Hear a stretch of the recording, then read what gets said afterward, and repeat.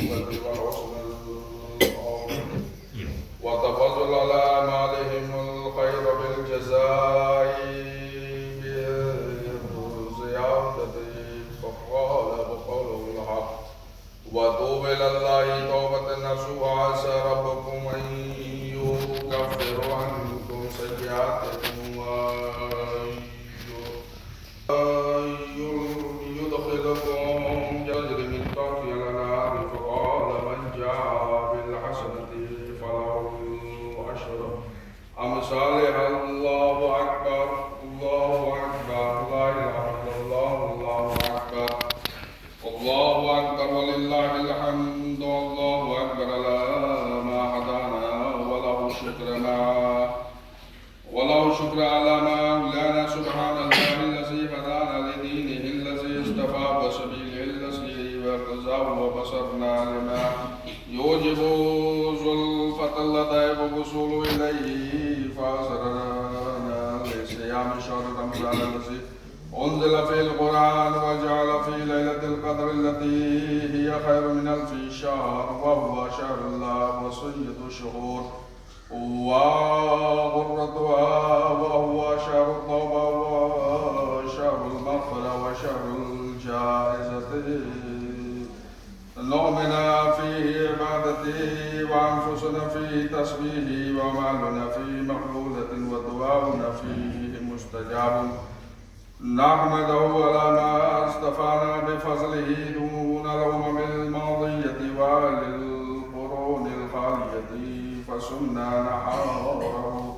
وقمنا ليله على تقصير وأديناه في من نقده قليلا من كثير حتى فارقتنا عند تمام وقته وانقطاع مدة فنحن وداع من عزى فراقه علينا وأوحشنا صرافة عنا فنحن قائلون السلام عليك يا شهر الله الأكبر وعيد أولياء الأعظم السلام عليك يا أكرم الشعوب من الأرواح ويا خير شهري في أيام وساعتي السلام عليك من قرين جل وقد موجود وفجر فراق مفقود السلام عليك من شهر لا تنافسه الأيام ومن شهر هو من كل أمير سلام السلام عليك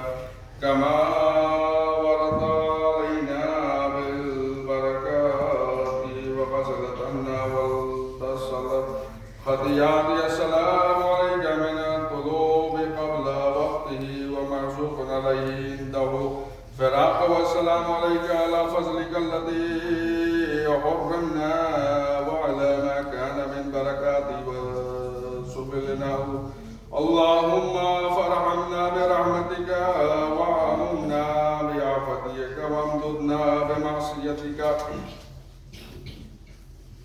واغفر لنا وتب علينا فإنك أنت التواب الرحيم نحمده اللهم كما حتى له ونستعينك ونستغفرك ونشهد أن لا إله إلا أنت وحده لا شريك له ونشهد أن محمدا عبده ورسوله وأرسله إلى الناس كافة بشيرا ونذيرا ونزل عليه القرآن تبيانا لكل شيء وإجزاء وتفصيلا ونشهد أن محمدا رسالتك وجعل نبي الله الحق جهادا وحدك حتى تعطيه صلى الله عليه وآله المعصومين اللهم هذا اليوم جعل الله لكم عيدا وجعله وعدا فاذكروا الله يذكركم وكبروه وعزروه وسبحوه ومجدوه وادعوه يستجب لكم واستغفروه ويغفركم وتزرعوا وابتهلوا وتوبوا وابنعوا وادعوا خدمتكم فإنها سنة نبيكم وخيركم واجبة من ربكم فليخرجها كل أمر منكم عن نفسه عن عياله كلهم ذكر منهم وأنساهم وصغير وكبير رزقهم ساعة مما غلب من قوتك وتعاونوا على البر والتقوى وتعملوا وتعاطفوا وتؤمروا إلى الله لكم فيها أمركم به من إيقاع مكتوبات وإقامة الجماعة والجماعة وأداء الزكاة والصيام وشهر رمضان وحج بيت الله والأمر بالمعروف والنهي عن المنكر والإحسان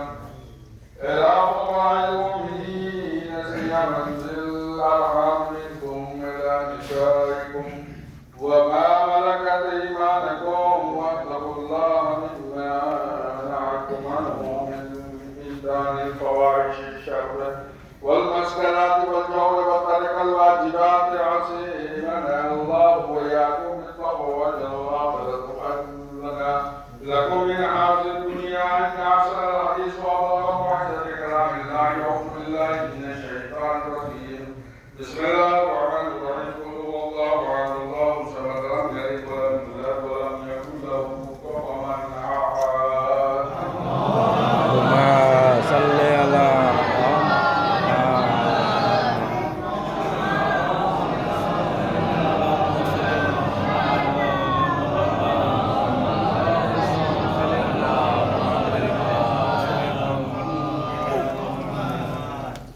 أعوذ بالله من الشيطان الرجيم بسم الله الرحمن الرحيم نحمده ونصلي على رسوله الكريم أما بعد تمام تعریف مستقرائے دوستوار نام یہ دو عالمی کا رب ہے ایک آدمی بنا ہے حضور اللہ محمد اور آل محمد کے نام جنہیں اللہ نے تمام ملک سے جوڑ رکھا اور پوری کائنات میں اللہ نے انہیں فضیلت بخشی ہر شے پر یقیناً یہ ہمارے لیے عید کا دن ہے اور اللہ نے اس دن کو روز عید قرار دیا تمام مسلمانوں کے لیے یہ عید واقعی خوشی کے لیے ہے اور یہ ایک پیغام ہے مومنین کے لیے متقین کے لیے صالحین کے لیے اللہ کے نیک بندوں کے لیے پیغام کیا ہے؟ پیغام یہ ہے کہ جو روزے رکھے گئے اللہ کے لیے جو روزے رکھے گئے اپنے معبود کے لیے جنہوں نے روزہ رکھا اپنے خدا وحدہ لا شریک کے لیے اللہ نے حقیقت میں یہ عید کا دن ان کے لیے قرار دیا یہ عید جو ہے ان لوگوں کے لیے اور تاریخ اسلام میں سب سے زیادہ عیدیں اہل بیت اطہار کے لیے اللہ نے بنائی جتنی عیدیں ہیں ان تمام عیدوں پر حق کس کا ہے؟ اہل بیت کا۔ ابھی ہم نے جو نماز پڑھی یہ نماز مستحب کی نیت تھی، یہ غیبت امام میں مستحب ہے، لیکن جب ہمارا امام پردہ غائب سے تشریف لائیں گے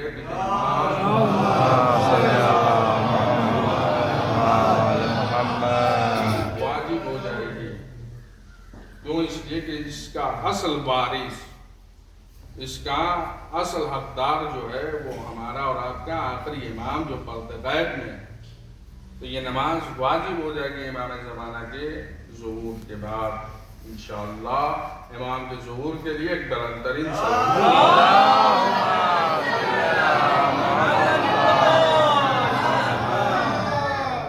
اور اللہ نے صرف اور صرف اپنے مومن بندوں کو، اپنے صالح اور نیک بندوں کو ہی مہلت نہیں دیتا، بلکہ وہ جو گمراہ ہیں اور جنہوں نے نیکی کے راستے کو چھوڑ دیا، گمراہی کے راستے پہ چل پڑے، اللہ انہیں بھی مہلت دیتا ہے کہ تم اس راستے کو چھوڑ کے صراط مستقیم پہ آ جاؤ۔ مہلت دیتا ہے اللہ، ایسا نہیں ہے کہ کسی کو مہلت نہیں دیا. آپ تاریخ اور روایات و حدیث سے ہٹ کے اگر صرف قرآن کے اوپر بات کریں، گفتگو کریں، تو اس کے لیے بھی قرآن تیار ہے اس مفہوم کو سمجھنے اور سمجھانے کے لیے. اور یاد رکھیے کہ اپنی بزرگی پہ کبھی گھمنڈ نہ کریں، اپنے بزرگی پہ گھمنڈ نہ کریں. کیوں؟ اس لیے کہ یہ قرآن ہے اور اس نے جو آئینہ دکھایا ہے اور جو تصویر دکھائی ہے وہ قابل دید ہے اور قابل غور ہے. جناب آدم سے پہلے ایک مخلوق پیدا کی گئی، جناب آدم سے پہلے، جناب آدم بعد میں پیدا کیے گئے. اب یہ مسئلہ نہیں ہے کہ پیدا کون پہلے ہوا کون بعد میں ہوا، مسئلہ یہ ہے کہ فضیلت کس کے حق میں آئی.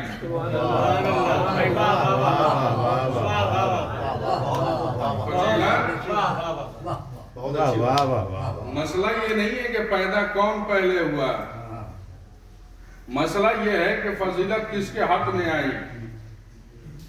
آدم سے پہلے ابلیس پیدا ہوا تھا، یہ قرآن ہے. آدم سے پہلے ابلیس ہوا پیدا. کیا وہ خدا کو نہیں مانتا تھا؟ کیا وہ نمازیں نہیں پڑھتا تھا؟ کیا وہ تکبیر سجود کسی اور خدا کے لیے کرتا تھا؟ نہیں، اپنے خدا کے لیے،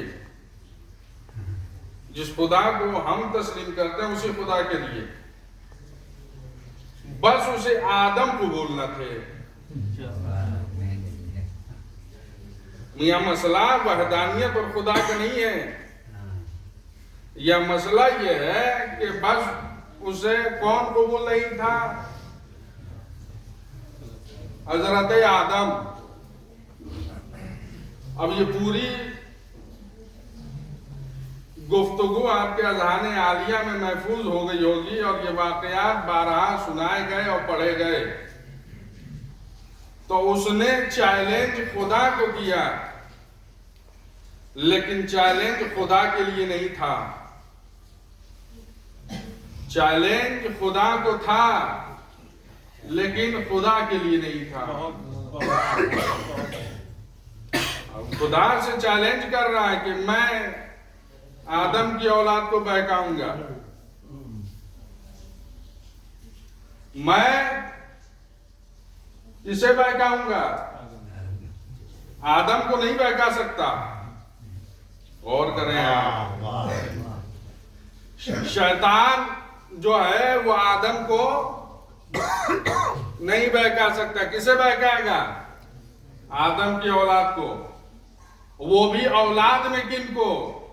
وہ اولاد جو پہلے سے بگڑی ہوئی ہو نہیں، بلکہ اس کو کہ جو نیک ہیں، صالح ہیں، مومن ہیں، متقی ہیں، پرہیزگار ہیں. تو ایک بات سمجھ میں آ گیا کہ شیطان کہتے ہی اسے ہیں کہ جو باپ کی دشمنی بیٹوں سے لے.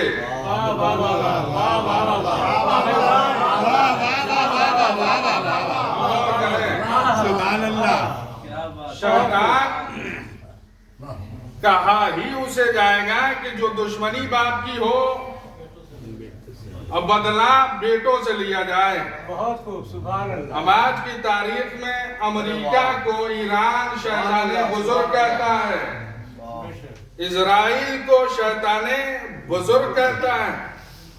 ان کی دشمنی علی سے ہے، لیکن جب یہ علی کو نہ ہرا پائے اور میدان جنگ میں ان کے بزرگوں نے علی کو شکست نہ دی، وہ خود ہلاک ہو گئے، تو وہ بدلا کہ ہم علی کو نہ مار پائے تو کیا ہم اولاد علی کو قتل کریں گے. اب یہ تاریخ چلی آئی مولا کائنات کے دور سے لے کے حالانکہ صرف اولاد علی کو قتل نہیں کیا گیا، یہ تاریخ، یہ کتابیں بھری ہیں، انہیں بھی قتل کیا گیا کہ جن کے دلوں میں علی کی محبت تھی، جو شیعان علی تھے انہیں بھی چن چن کے قتل کیا گیا۔ ہماری یہ عید ہے، اچھا ہم تو مولا کائنات کے دور ہی سے عید جو ہے وہ شادی مناتے آ رہے ہیں۔ یہ سوال کرنا یا یہ تسلیم کرنا کہ مولانا ہمیں عید کیسے منانا چاہیے، تو یاد رکھیے ہمیں عید چاہے کوئی سا بھی دور ہو، ہمیں عید شریعت کے احکام کے اوپر منانا چاہیے، نہ کہ شریعت کے دائرے سے باہر جا کے منانا چاہیے۔ ہمیں اس بات کا یاد رکھیے، جیسے ہم نے غموں میں شریعت کے دامن کو تھام رکھا ہے، تو ہمارے اوپر واجب ہے کہ ہم خوشی میں بھی شریعت کو تھامے رکھیں۔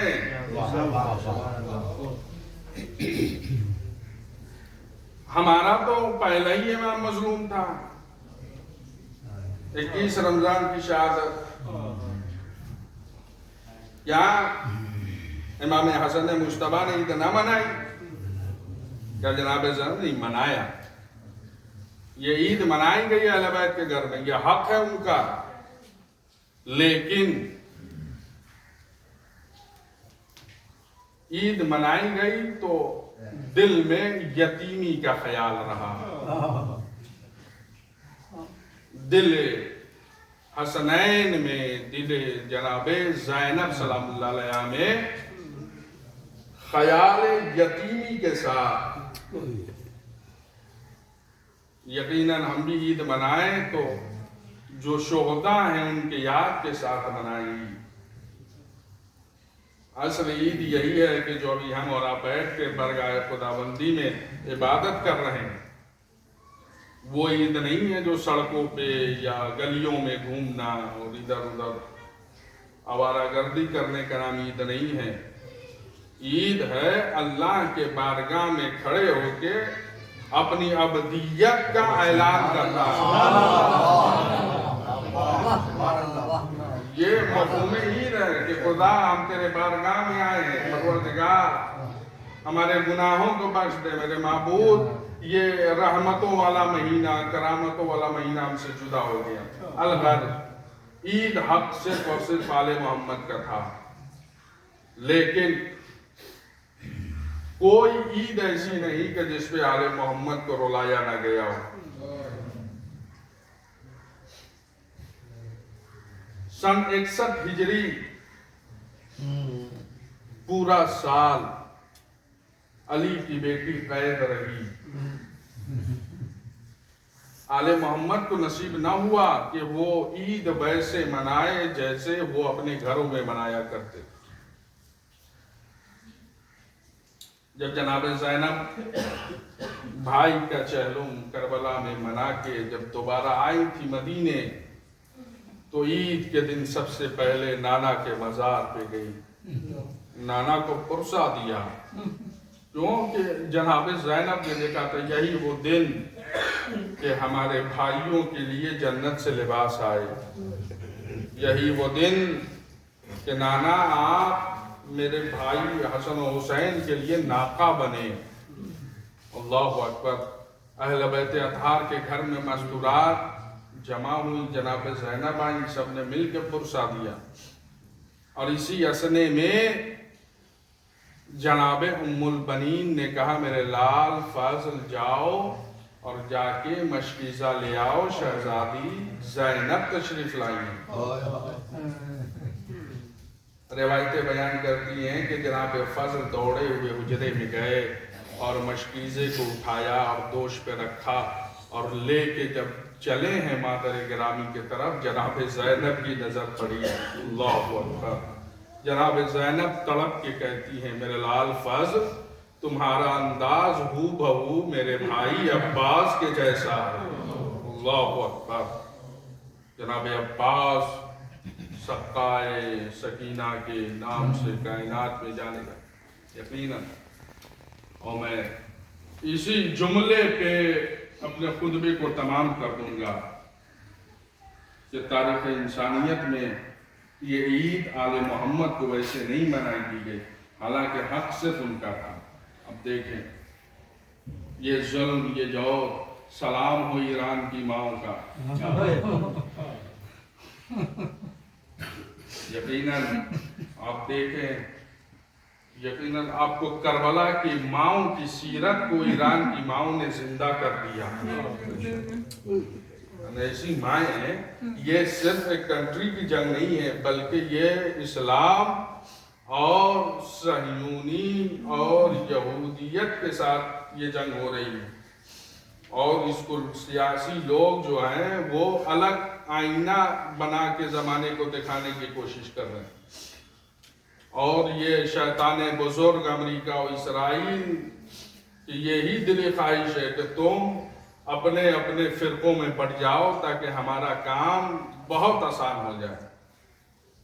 لیکن آپ دیکھیں کہ ایران کی ماؤں نے جناب ام لیلہ، ام رباب کی سیرت کو کیا اپنایا۔ ان کو خوف اور ان کو ڈر نہیں ہے کہ ہمارے بچے مارے جائیں گے، بلکہ وہ اعلان کر رہی ہیں کہ اللہ نے جتنے فرزند ہمیں دیے ہیں، اگر ضرورت پڑی تو جمہوریہ اسلام پہ ہم اپنے بچوں کو قربان کر دیں گے۔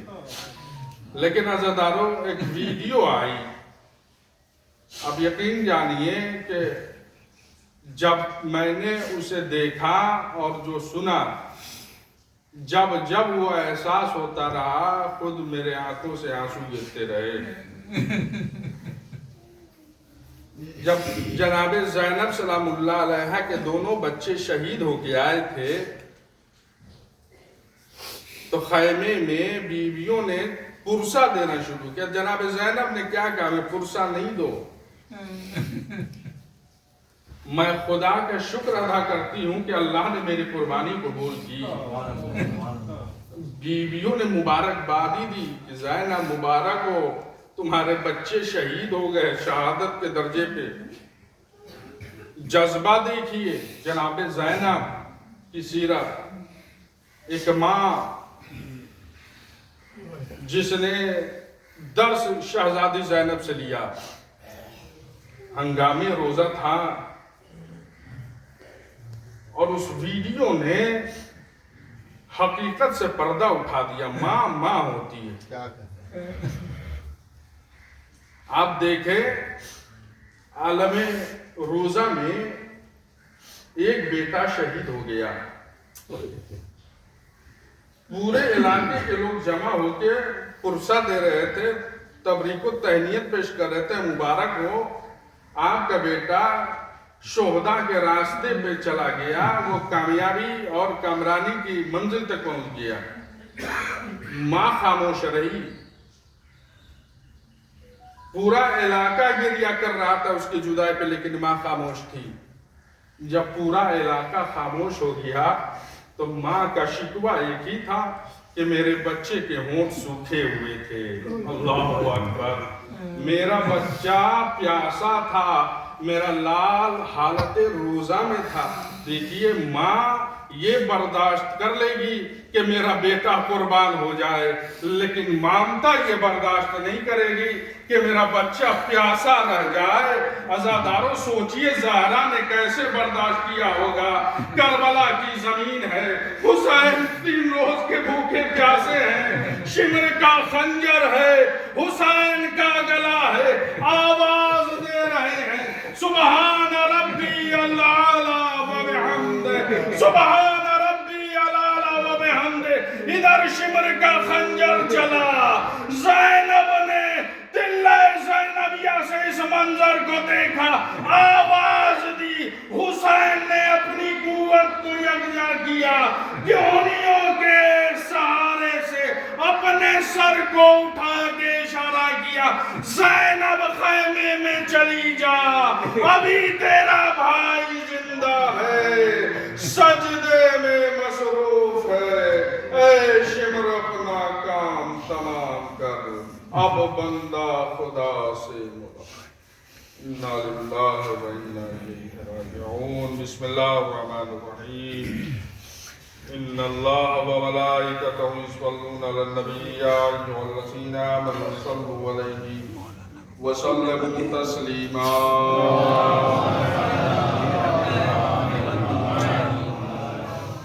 ورسولك وحبيبك وصفيتك وأفضل صلواتك على أنبيائك وأوليائك اللهم صل على محمد وآل محمد وأمير المؤمنين وقائد الغر المحجلين أمير المؤمنين أسد الله الغالب علي بن أبي طالب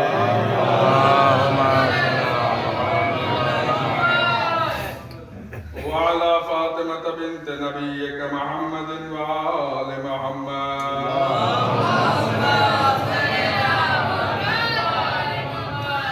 وعلى الحسن والحسين وعلي بن الحسين ومحمد بن علي وجعفر بن محمد وموسى بن جعفر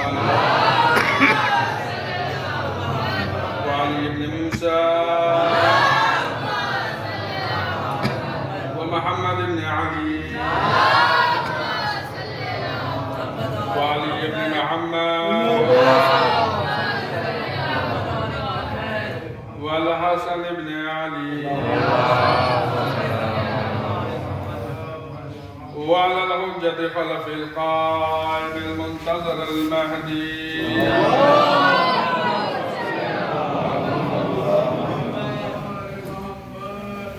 اللهم صل على محمد وآل محمد بالعدل والإحسان وإيتاء ذي القربى وينهى عن الفحشاء والمنكر والبغي يعظكم لعلكم تذكرون اللهم اجعلنا ممن يذكر فتنفعه الذكرى